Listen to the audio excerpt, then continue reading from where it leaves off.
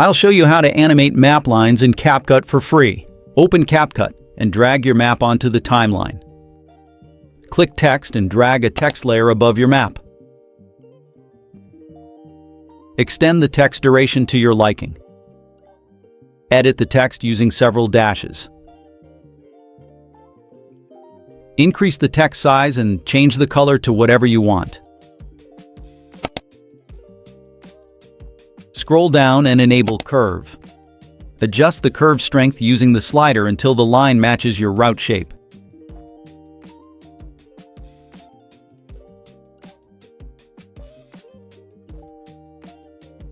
Go to Animation. Choose Wipe Right.